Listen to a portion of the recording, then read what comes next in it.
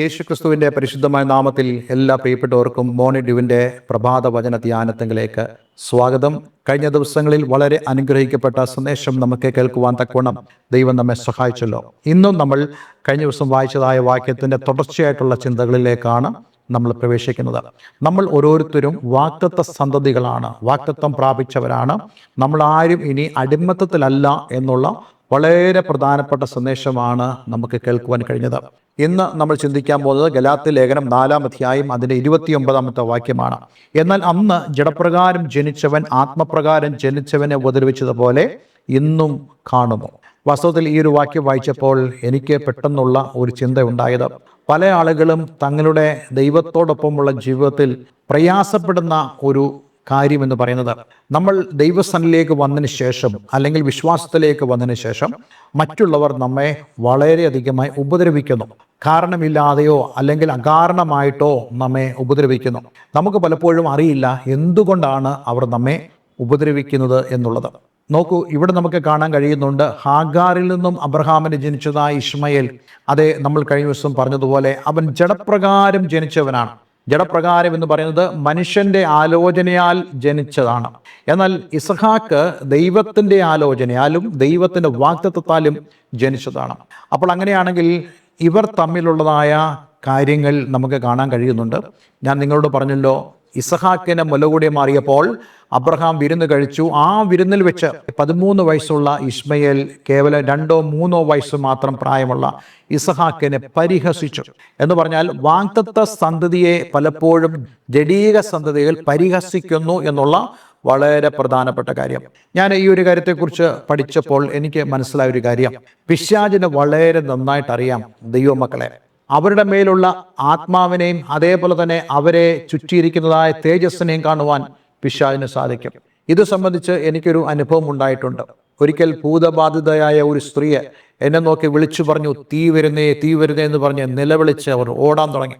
അപ്പോൾ ഞാനന്ന് എൻ്റെ വളരെ ചെറുപ്രായമായിരുന്നു, എനിക്കറിയില്ലായിരുന്നു എൻ്റെ ചുറ്റും തീയുണ്ട് എന്നുള്ളത്. അപ്പോൾ ഞാൻ എൻ്റെ മാതാവിനോട് ചോദിച്ചു, ഇവരെന്താ ഇങ്ങനെ പറയുന്നത്? അപ്പോൾ എൻ്റെ മാതാവ് എന്നോട് പറഞ്ഞു, നിന്റെ മേലൊരു ദൈവസാന്നിധ്യമുണ്ട്, അത് നമുക്ക് കാണാൻ കഴിയുന്നില്ലെങ്കിലും ഇങ്ങനെയുള്ള ദുഷ്ടപിശാചികൾക്ക് കാണാൻ സാധിക്കും. അപ്പോഴാണ് എനിക്ക് മനസ്സിലായത്, നമ്മുടെ മേലുള്ള ദൈവസാന്നിധ്യത്തെ നമുക്ക് അറിയാൻ കഴിയത്തില്ല. ഒരുപക്ഷെ നമുക്ക് ആത്മീയമായിട്ട് അതിനെ സെൻസ് ചെയ്യാൻ സാധിക്കും. പക്ഷേ നമ്മുടെ സമശിഷ്ടങ്ങളായ ആളുകൾക്ക് ഒരുപക്ഷെ അത് അറിയാൻ കഴിയത്തില്ലെങ്കിലും അവർക്ക് ആർക്കും കാണാൻ കഴിയാത്തതായ കാര്യങ്ങൾ അതേ ഇങ്ങനെയുള്ള ആത്മാക്കൾക്ക് ഗ്രഹിക്കാൻ സാധിക്കും. അതുകൊണ്ടത് സംഭവിക്കുന്നത്. അതുകൊണ്ട് പിശാച് നമ്മളോട് എപ്പോഴും എതിർത്തുകൊണ്ടിരിക്കും. അല്പം തേജസ് കുറഞ്ഞതായ, ദൈവത്തിൻ്റെ സാന്നിധ്യം കുറഞ്ഞതായ, പ്രാർത്ഥിക്കാത്ത ഒരാളോട് പിശാചിന് ഒരിക്കലും പോരാട്ടമില്ല. എന്നാൽ പ്രാർത്ഥിക്കുന്ന ഒരു വ്യക്തിയെ പിശാച് എപ്പോഴും ഉപദ്രവിച്ചുകൊണ്ടേയിരിക്കും എന്നുള്ള കാര്യം നമ്മൾ മറന്നു പോകരുത്. അതുകൊണ്ട് പിശാച് ഉപദ്രവിക്കുന്നു എന്നുള്ളത് കൊണ്ട് നമ്മൾ വിശ്വാസത്തിൽ നിലനിൽക്കാതിരിക്കരുത്. എന്തുകൊണ്ടെന്നാൽ ദൈവത്തിൻ്റെ വചനം പറയുന്നു, പിശാചിനോട് എതിർത്തു നിൽപ്പീൻ എന്നാൽ അവൻ നിങ്ങളെ ഓടിപ്പോകും എന്ന് പറഞ്ഞാൽ പിശാച് ആഗ്രഹിക്കുന്നതിന് നേരെ ഓപ്പോസിറ്റായ കാര്യങ്ങൾ നമ്മൾ ചെയ്യണം. പിശാച് പറയുന്നു, നീ പ്രാർത്ഥിക്കരുത്, പക്ഷെ നീ പ്രാർത്ഥിക്കണം. പിശാച് പറയുന്നു, നീ ദൈവവചനം വായിക്കരുത്, പക്ഷേ നീ ദൈവവചനം വായിക്കണം. പിശാച് പറയുന്നു, നീ പ്രാർത്ഥനയ്ക്ക് പോകരുത്, പക്ഷെ നീ പ്രാർത്ഥനയ്ക്ക് പോകണം. പിശാച് പറയുന്നു, നീ ഈ രാവിലത്തെ മോർണിംഗ് ഡ്യൂ പ്രഭാത വചന ധ്യാനം കാണരുത്, പക്ഷെ നീ അത് ഒന്നും കളയാതെ പൂർണ്ണമായിട്ട് കാണണം. ഇങ്ങനെ നമ്മൾ ചെയ്യുമ്പോൾ we are fighting against the devil. നമ്മൾ പിശാചിനെതിരെ യുദ്ധം ചെയ്യുകയാണ്. അതുകൊണ്ട് അങ്ങനെ നാം ചെയ്യുമ്പോൾ വിശുദ്ധ വേദപുസ്തകം പറയുന്നു, അവൻ നിങ്ങളെ വിട്ടോടിപ്പോകും. പിശാചിനോട് എതിർത്ത് നിൽപ്പീൻ എന്നാൽ അവൻ നിങ്ങളെ വിട്ടോടിപ്പോകും. നമ്മുടെ വാഴ്ത്തപ്പെട്ടവനായ കർത്താവ് അതേ പരീക്ഷിക്കപ്പെട്ടപ്പോൾ 3 പ്രധാനപ്പെട്ട പരീക്ഷകളെ പിശാച് യേശുവിൻ്റെ അടുക്കിലേക്ക് കൊണ്ടുവന്നു. പക്ഷേ ഈ പരീക്ഷകളെല്ലാം തീർന്നപ്പോൾ യേശു വചനത്താൽ അവനെ എതിർത്തു നിൽക്കുന്നു എന്ന് കണ്ടപ്പോൾ വിശുദ്ധ വേദപുസ്തകത്തിൽ ഇപ്രകാരം വായിക്കാൻ നമുക്ക് കഴിയുന്നു, പിശാച് അവനെ ഏറെ നാളത്തേക്ക് വിട്ടുമാറി. ഇന്ന് പല ആളുകളും ദൈവവചനത്താൽ പിശാചിനെ എതിർക്കുന്നില്ല. പിശാചിനെ ഒരുപക്ഷെ നമുക്ക് കാണാൻ കഴിയത്തില്ലെങ്കിലും നമ്മുടെ മുമ്പിൽ നമ്മളുടെ ആത്മീയമായ അനുസരണത്തിന് വിരോധമായി അതേ വ്യക്തികളിലൂടെ, പല കാര്യങ്ങളിലൂടെ, പല വിഷയങ്ങളിലൂടെ നമുക്കെതിരെ വരുന്നതായ ആത്മീയമായ തടസ്സങ്ങൾ, അതാണ് പിശാചിൻ്റെ പ്രവൃത്തികൾ എന്ന് പറയുന്നത്. അതുകൊണ്ട് അതിനെ നമ്മൾ എതിർക്കേണ്ടത് ആവശ്യമാണ്. അതിനെ നമ്മൾ അനുസരിക്കാൻ പാടില്ല. ഞാൻ ഈ കാര്യങ്ങൾ പറഞ്ഞതുകൊണ്ട് നിങ്ങളുടെ മാനുഷികമായ ബന്ധങ്ങൾക്കൊന്നും കുറവ് വരുത്തരുതേ. പക്ഷേ നമ്മൾ ഇങ്ങനെയുള്ള സാഹചര്യങ്ങളിൽ കർത്താവ് യേശുക്രിസ്തു പറഞ്ഞതുപോലെ നമ്മൾ പാമ്പിനെ പോലെ ബുദ്ധിയുള്ളവരും പ്രാവിനെ പോലെ നിഷ്കളങ്കരുമായിരിക്കണം. എങ്കിൽ നമുക്ക് പിശാചിനെ ജയിക്കാൻ സാധിക്കും. അത് സംബന്ധിച്ചുള്ള കാര്യങ്ങൾ തന്നെയാണ് ഇന്ന് നമ്മൾ ചിന്തിക്കുന്നത്. നോക്കൂ, 29-ാമത്തെ വാക്യത്തിൽ നമ്മൾ ഇങ്ങനെ വായിക്കുന്നു, എന്നാൽ അന്ന് ജഡപ്രകാരം ജനിച്ചവൻ ആത്മപ്രകാരം ജനിച്ചവനെ ഉപദ്രവിച്ച പോലെ ഇന്ന് കാണുന്നു. ഈ ഇസ്ഹാക്കിന്റെ ഇശ്മേലിന്റെ കാര്യത്തിൽ മാത്രമല്ല, ഇതേപോലെ തന്നെ ഒരു ജനനം അത് ഇസ്ഹാക്കിന്റെ ഭവനത്തിൽ ഉണ്ടായി എന്ന് നമുക്ക് കാണാൻ കഴിയുന്നുണ്ട്. ഏശാവ് യാക്കോബ് ദൈവത്തിന്റെ ഇഷ്ടപ്രകാരമുള്ളവനായിരുന്നു, എന്നാൽ ഏശാവ് അപ്രകാരമുള്ളവനല്ല. ദൈവത്തിന് വളരെ വ്യക്തമായി അറിയാം യാക്കോബിലൂടെയാണ് ഈ അനുഗ്രഹങ്ങൾ അടുത്ത തലമുറയിലേക്ക് പോകുന്നതെന്ന്. പക്ഷേ പിശാച് എന്ത് ചെയ്യുന്നു? ഇത് മനസ്സിലാക്കിയിട്ട് ആദ്യം ജനിക്കുന്നതായ കുട്ടിക്കാണ് ജ്യേഷ്ഠാവകാശം ലഭിക്കുന്നത്. ആ ജ്യേഷ്ഠാവകാശത്തിലാണ് മശിഹ നിന്റെ കുടുംബത്തിൽ ഉണ്ടാകട്ടെ എന്ന് പറയുന്നതായ അനുഗ്രഹം തലമുറകളിലേക്ക് പകരുന്നത്. എന്നാൽ അതിലേക്ക് വരാതെ വണ്ണം ഞാൻ കുറച്ചുകൂടെ ഇറങ്ങി പറയാൻ ആഗ്രഹിക്കുന്നു. കർത്താവ് യേശുക്രിസ്തുവിൻ്റെ ആ ജെനിയോളജിയിൽ നിന്നും യാക്കോബിനെ പുറത്താക്കുവാൻ, അബ്രഹാമിന്റെ സന്തതിയെ പുറത്താക്കുവാൻ പിശാചിന്റെ ആലോചന അവിടെ വന്നെന്ന് നമുക്ക് കാണാൻ കഴിയുന്നുണ്ട്.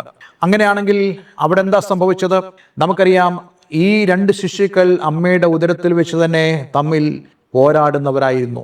അവർ തമ്മിൽ യുദ്ധം ചെയ്തു എന്ന പോലെ തന്നെ വിശുദ്ധ വേദപുസ്തകത്തിൽ എഴുതിയിട്ടുണ്ട്. നോക്കൂ, ആദ്യം ജനിക്കേണ്ടിയിരുന്നത് യാക്കോബാണെങ്കിൽ അത് ഏശാവ് യാക്കോബിനെ ജയിച്ച് അവൻ ആദ്യമായി ജനിക്കാനിടയായി തീർന്നു. എന്നാൽ ദൈവം വിശ്വസ്തനാണ്. ദൈവം എന്തു ചെയ്തു? ദൈവം ഈ യാക്കോബിനെ അനുഗ്രഹിച്ചു, അല്ലെങ്കിൽ യാക്കോബിനെ അനുഗ്രഹിക്കുവാൻ ദൈവം ഇടയാക്കിയെന്ന് നമുക്ക് വിശുദ്ധ വേദപുസ്തകത്തിൽ കാണാൻ കഴിയുന്നുണ്ട്. നോക്കൂ, ഇങ്ങനെ എത്രയോ കാര്യങ്ങൾ വിശുദ്ധ വേദപുസ്തകത്തിൽ നമുക്ക് കാണാൻ കഴിയുന്നുണ്ട്. ജഡപ്രകാരം ജനിച്ചവൻ ആത്മപ്രകാരം ജനിച്ചവനെ ഉപദ്രവിക്കുന്നതായ കാഴ്ച അത് വിശുദ്ധ വേദപുസ്തകത്തിലുടനീളം പരിശുദ്ധാത്മാവ് നമുക്ക് നൽകുന്നുണ്ട്. അപ്പോൾ അങ്ങനെയാണെങ്കിൽ നമ്മൾ ഓരോരുത്തരും മനസ്സിലാക്കേണ്ട ഒരു കാര്യം, നമ്മൾ ഓരോരുത്തരും വാഗ്ദത്തത്തിന് പ്രകാരം ജനിച്ചെങ്കിൽ, ദൈവത്തിൽ ജനിച്ചെങ്കിൽ, ആ സമയം മുതൽ ജഡപ്രകാരം ജനിച്ചവർ നമുക്കെതിരെ പോരാടാൻ തുടങ്ങും. ഇന്നും അങ്ങനെയാണല്ലോ നമുക്ക് കാണാൻ കഴിയുന്നത്. ആത്മീയരെന്ന് പറയുന്ന ആളുകളുടെ ഇടയിൽ പോലും ജഡീകന്മാരായ ആളുകളുണ്ട്. അവർ ആത്മീയമായ സകലതിനെയും അവർ എതിർക്കുന്നതായ അനുഭവങ്ങൾ നമുക്ക് കാണാൻ കഴിയുന്നുണ്ട്. അതുകൊണ്ട് എന്നെ കേൾക്കുന്ന പ്രിയമുള്ളവരെ, നമുക്ക് ഇപ്രകാരമുള്ള പ്രശ്നങ്ങൾ ജീവിതത്തിൽ കടന്നു വരുമ്പോൾ നമ്മൾ അതിശയിച്ചു പോകരുത്. കാരണം ഇത് ദൈവവചനത്തിൽ എഴുതപ്പെട്ടിട്ടുണ്ട് എന്ന് മാത്രമല്ല, അങ്ങനെ ഉപദ്രവങ്ങൾ നമ്മുടെ ജീവിതത്തിൽ സംഭവിക്കുമ്പോൾ ഞാൻ നേരത്തെ പറഞ്ഞതുപോലെ അപ്പോസ്തലൻ പത്രോസ് പറയുന്ന പോലെ പിശാചിനോട് എതിർത്തു നിൽപ്പീൻ. അവൻ്റെ സ്കീംസിനെതിരെ, പിശാചിന്റെ പദ്ധതിക്കെതിരെ നമ്മൾ എതിർത്ത് നിൽക്കേണ്ടത് ആവശ്യമാണ്. അവിടെ നമുക്ക് ദൈവസ്ഥലിൽ പ്രാർത്ഥിക്കാൻ കഴിയും. ദൈവത്തിൻ്റെ കൃപയ്ക്കായി നമുക്ക് ദൈവത്തോട് ചോദിക്കാൻ കഴിയും. ഞാൻ ഈ കൃപയെക്കുറിച്ച് കുറേ കാര്യങ്ങൾ നിങ്ങളോട് പറയണമെന്ന് എനിക്ക് ആഗ്രഹമുണ്ട്. കൃപ എന്ന് പറയുന്നത് ദൈവം നമുക്ക് നൽകുന്നതായ പ്രാപ്തിയാണ്. സാധാരണയായിട്ട് കൃപ എന്നുള്ള വാക്ക് ഡിഫൈൻ ചെയ്യുമ്പോൾ ആളുകൾ പറയാറുണ്ട് അർഹിക്കാത്ത സ്ഥാനത്ത് പകരപ്പെടുന്ന ദൈവത്തിൻ്റെ ദാനം എന്നുള്ളത്. ഞാനിതിനെ കുറച്ചുകൂടെ ഒരു വിശാലമായ അർത്ഥത്തിലേക്കാണ് പറയാൻ ആഗ്രഹിക്കുന്നത്. ദൈവം നമുക്ക് നൽകുന്ന പ്രാപ്തിയാണ് ദൈവത്തിന് കൃപ എന്ന് പറയുന്നത്. പല ആളുകളും ദൈവത്തിൻ്റെ കൃപയ്ക്ക് വേണ്ടി അവർ യാചിക്കാറില്ല. ഞാൻ എപ്പോഴും പറയുന്ന കാര്യമാണ്, നമ്മൾ ദൈവസ്ഥനിൽ ഒരു വിഷയത്തിന് വേണ്ടി പ്രാർത്ഥിക്കുമ്പോൾ ഏറ്റവും കുറഞ്ഞത് ദൈവം നമുക്ക് നൽകുന്നത് ദൈവത്തിന് കൃപ തന്നെയാണ്. അതായത് ഏതൊരു വിഷയത്തിലും അതിനെ ഫേസ് ചെയ്യാൻ വേണ്ടതായ പ്രാപ്തി ദൈവം നമ്മുടെ ജീവിതത്തിൽ നൽകും. അതേ, നമ്മുടെ ഭവനത്തിൽ ഒരു ദുഃഖകരമായ സംഭവം നടക്കുമ്പോൾ എനിക്കതിനെ എങ്ങനെ അഭിമുഖീകരിക്കാൻ കഴിയുമെന്ന് നീ ഭാരപ്പെടുമ്പോൾ ദൈവത്തോട് പ്രാർത്ഥിക്കണം. ദൈവമായിട്ടൊരു ബന്ധത്തിലേക്ക് നമ്മൾ കടന്നു വരണം. ദൈവമേ, നീ എനിക്ക് കൃപ തരണമേ എന്ന് ദൈവത്തോട് നമുക്ക് പ്രാർത്ഥിക്കാൻ കഴിയണം. അതേപോലെ തന്നെ ഒരു വിഷയത്തിനു വേണ്ടി പ്രാർത്ഥിക്കുന്നു, വളരെ അർജന്റായ വിഷയമാണ്, അത് നമുക്ക് അർജൻസി തോന്നുന്നതായ വിഷയമാണ്. പക്ഷേ നമ്മൾ പ്രാർത്ഥിക്കുമ്പോൾ അല്ലെങ്കിൽ പ്രാർത്ഥിച്ച് തീർന്നതിന് ശേഷം ഉടനടി ഒരു മറുപടി കണ്ടില്ല എങ്കിൽ പോലും ആ വിഷയത്തിൽ ദൈവകൃപ വ്യാപരിച്ച് നമ്മുടെ ആ ആവശ്യങ്ങൾക്ക് മതിയായതായ അന്തരീക്ഷം ദൈവം സൃഷ്ടിച്ചെടുക്കുമെന്നുള്ള കാര്യവും നമ്മൾ മറന്നു പോകരുത്. ഞാൻ ഈ കാര്യങ്ങൾ പറയുന്നത് എൻ്റെ അനുഭവത്തിൽ നിന്നുമാണ്. ചില വിഷയങ്ങൾ അതേ വളരെ അധികം പ്രാധാന്യത്തോട് ചെയ്തു തീർക്കേണ്ട കാര്യങ്ങളായിരിക്കാം. പക്ഷേ ആ വിഷയത്തിൽ ഞാൻ ചിന്തിക്കുന്നതായ മറുപടി ദൈവം തന്നില്ലെങ്കിൽ പോലും ദൈവം എനിക്ക് തൻ്റെ കൃപ തരാറുണ്ട്. ആ കൃപയാൽ എന്താ സംഭവിക്കുന്നത്? ഒന്നുകിൽ എനിക്ക് നിയന്ത്രണത്തോടുകൂടെ നിൽക്കുവാൻ ദൈവം എന്നെ സഹായിക്കുന്നു, അല്ലെങ്കിൽ ഏതൊരു വ്യക്തിയുമായിട്ടാണോ ആ വിഷയങ്ങളുള്ളത് അല്ലെങ്കിൽ കണക്റ്റഡ് ആയിരിക്കുന്നത് ആ വ്യക്തിയുടെ ജീവിതത്തിൽ ദൈവം അതിന് വേണ്ടതായ നിയന്ത്രണം കൊടുക്കാനിടയായിത്തീരും. നമ്മൾ ഈ കാര്യം വളരെ വ്യക്തമായി പഠിക്കേണ്ടത് ആവശ്യമാണ്. അതെ, ദൈവത്തിൻ്റെ കാര്യങ്ങളിലേക്ക് നമ്മെ ഏൽപ്പിക്കുമ്പോൾ അതെ തൻ്റെ കൃപയാൽ ദൈവം നമ്മെ നിറയ്ക്കുമെന്നുള്ളതിൽ യാതൊരു സംശയമില്ല. അതുകൊണ്ട് എന്നെ കേൾക്കുന്ന പ്രിയമുള്ളവരെ, ലോകത്തിൽ നമുക്ക് ഇപ്രകാരം കഷ്ടതകളും പ്രയാസങ്ങളും കടന്നു വരുമ്പോൾ, ഇങ്ങനെയുള്ള പോരാട്ടങ്ങൾ കടന്നു വരുമ്പോൾ, വാഗ്ദത്തം ലഭിച്ചതായ ആളുകൾക്ക് ജഡപ്രകാരമുള്ള അല്ലെങ്കിൽ ജഡത്തിലുള്ള ആളുകളുടെ പോരാട്ടങ്ങൾ ജീവിതത്തിൽ സംഭവിക്കുമ്പോൾ പ്രയാസപ്പെട്ടു പോകരുത്. മറിച്ച് നമ്മൾ അതിനെതിരെ നിൽക്കേണ്ടത് ആവശ്യമാണ്. ഞാൻ നിങ്ങളോട് പറയുന്നത്, അങ്ങനെ നമ്മളെ ഉപദ്രവിക്കാൻ വരുന്ന ആളുകളോട് നമ്മൾ ഫൈറ്റ് ചെയ്യണമെന്നല്ല പറഞ്ഞത്. മറിച്ച് അതിൻ്റെ പുറകിൽ വ്യാപരിക്കുന്നതായ സാത്താനെതിരെ നമ്മൾ നിൽക്കണം. അതായത് ഒരു വ്യക്തി നമ്മുടെ വായിൽ നിന്നും വേണ്ടാത്ത കാര്യങ്ങൾ പുറപ്പെടുവിക്കാനാണ് ആഗ്രഹിച്ചുകൊണ്ട് വരുന്നെങ്കിൽ നമ്മളവിടെ മൗനമായിരിക്കുകയും അതെ പറ്റുമെങ്കിൽ അവരെ അനുഗ്രഹിക്കുകയും ചെയ്യണമെന്നാണ് ദൈവത്തിൻ്റെ വചനം നമ്മളെ പഠിപ്പിക്കുന്നത്. കഴിഞ്ഞ ദിവസം ഞാൻ നിങ്ങളോട് പറഞ്ഞല്ലോ, നമ്മൾ അങ്ങനെ ചെയ്യുമ്പോൾ അവൻ്റെ തലയിൽ തീക്കനൽ കുന്നിക്കും, അവൻ മാനസാന്തരപ്പെടാൻ ഇടയായിത്തീരുമെന്ന് എന്ന് പറയുന്നത് പോലെ നമ്മൾ അവിടെ മൗനമായിരിക്കുക, ദൈവപ്രവൃത്തിക്ക് അവസരം കൊടുക്കുക എന്നുള്ളത് വളരെ പ്രധാനപ്പെട്ട കാര്യമാണ്. അതുകൊണ്ട് പ്രിയമുള്ളവരെ, നന്മയാൽ തിന്മയെ നമുക്ക് ജയിക്കാൻ സാധിക്കണം. അതേ വാഗ്ദത്തം ലഭിച്ചവരായ ആളുകൾ അതേ ജഡപ്രകാരമല്ല അവർ പോരാടേണ്ടത്. അപ്പോസ്തലൻ പൗലോസ് പറയുന്നുണ്ട്, ഞങ്ങളുടെ പോരിൻ്റെ ആയുധങ്ങൾ ജഡീയങ്ങളല്ല, കോട്ടകൾ ഇടിപ്പാൻ തക്കോണം ദൈവസന്നിധിയിൽ ശക്തിയുള്ള ആയുധങ്ങൾ അത്രേ ഞങ്ങൾക്കുള്ളത്. കോട്ടകൾ നമുക്ക് കോട്ടകൾ കാണാൻ കഴിയത്തില്ല, പക്ഷേ കോട്ടകളുണ്ടെന്ന് വിശുദ്ധ വേദപുസ്തകം പറയുന്നു. നമുക്കെതിരെയുള്ള വാഴ്ചകളുണ്ടെന്ന് വിശുദ്ധ വേദപുസ്തകം പറയുന്നു. അധികാരങ്ങളുണ്ടെന്ന് വിശുദ്ധ വേദപുസ്തകം പറയുന്നു. അങ്ങനെയാണെങ്കിൽ അതിനെതിരെ നമുക്ക് നിൽക്കാൻ കഴിയണമെങ്കിൽ വി ഷുഡ് പ്രേ. അതെ, എഫേസ്യ ലേഖനം 6-ാം അധ്യായത്തിൽ അപ്പോസ്തലൻ പൗലോസ് പറയുന്നുണ്ടല്ലോ, ഈ അന്ത്യകാലത്ത് ഈ ദുർദിവസങ്ങൾ കടന്നു വരുമ്പോൾ അത് ദൈവത്തിൻ്റെ സർവായുധവർഗം എടുത്ത് നമ്മളായിരിക്കണം. ഒരിക്കലും മാനുഷികമായ ആയുധങ്ങൾ ഉപയോഗിക്കാനല്ല അപ്പോസ്തലൻ പൗലോസ് നമ്മളെ പഠിപ്പിക്കുന്നത്.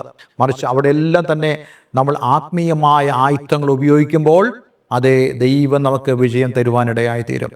അതെ, എന്നെ കേൾക്കുന്ന പ്രിയമുള്ളവരെ, നിങ്ങളുടെ മുമ്പിലുള്ള തടസ്സങ്ങളെ, അതേ യെരിഹോവിൻ്റെ കോട്ടയെ ദൈവം തകർത്തതുപോലെ നിങ്ങളുടെ ആത്മീയമായിട്ടുള്ള പ്രവൃത്തികൾ ദൈവപ്രവൃത്തിക്ക് കാരണമായി തീരുമെന്ന് നമ്മൾ അറിയേണ്ടത് വളരെ ആവശ്യമാണ്. അന്ന് ജഡപ്രകാരം ജനിച്ചവൻ ആത്മപ്രകാരം ജനിച്ചവനെ ഉപദ്രവിച്ചതുപോലെ ഇന്നും കാണുന്നുണ്ട്, എങ്കിലും വിജയം നമുക്കുണ്ട് എന്നുള്ള കാര്യം മറക്കരുത്. ഒരു നിമിഷം നമുക്ക് പ്രാർത്ഥിക്കാം. സ്വർഗ്ഗപിതാവേ, ഇന്ന് ഞങ്ങളെ കേൾപ്പിച്ച വളരെ അനുഗ്രഹിക്കപ്പെട്ട സന്ദേശത്തിനായി സ്തോത്രം. ഈ വചനം കേൾക്കുന്ന ഏവരെയും ഞാൻ യേശുവിൻ്റെ നാമത്തിൽ അനുഗ്രഹിക്കുന്നു. കർത്താവേ, ഞങ്ങൾ പലപ്പോഴും കാണുന്ന ഒരു യാഥാർത്ഥ്യമാണ്, ജഡപ്രകാരം ജനിച്ചവൻ ആത്മപ്രകാരം ജനിച്ചവനെ ഇപ്പോഴും ആക്രമിച്ചുകൊണ്ടിരിക്കുന്നു, ഉപദ്രവിച്ചുകൊണ്ടിരിക്കുന്നു. ഇത് കർത്താവിന് നാളോളം ഉണ്ട് എന്നുള്ള സത്യവും ഞങ്ങൾ മനസ്സിലാക്കുന്നു. പക്ഷേ ഇവയെല്ലാം ജയിക്കാനുള്ള ദൈവകൃപ ഞങ്ങളുടെ മേൽ അങ്ങ് പകരണമേ എന്ന് പ്രാർത്ഥിക്കുന്നു. അങ്ങ് ഞങ്ങളുടെ പ്രാർത്ഥന കേട്ട ദയക്കായി സ്തോത്രം. യേശുവിൻ നാമത്തിൽ തന്നെ ആമേൻ, ആമേൻ. ഇന്നത്തെ വചനധ്യാനം നിങ്ങളുടെ ജീവിതത്തിൽ വളരെ അനുഗ്രഹപ്രദമായി തീർന്നു എന്ന് ഞാൻ വിശ്വസിക്കുന്നു. ദയവായി ഈ സ്ക്രീനിൽ കാണുന്ന ഫോൺ നമ്പറുകൾ ഞങ്ങളെ വിളിക്കുക, നിങ്ങളുടെ പ്രാർത്ഥന വിഷയങ്ങൾ ഞങ്ങളെ അറിയിക്കുക. അതേ ആത്മീയമായി കൂട്ടായ്മയ്ക്ക് താല്പര്യപ്പെടുന്നുണ്ടെങ്കിൽ അതിന് ഞങ്ങളെ കോൺടാക്ട് ചെയ്യാവുന്നതാണ്. എല്ലാവരും ദൈവം അനുഗ്രഹിക്കട്ടെ. Have A nice day. God bless you all.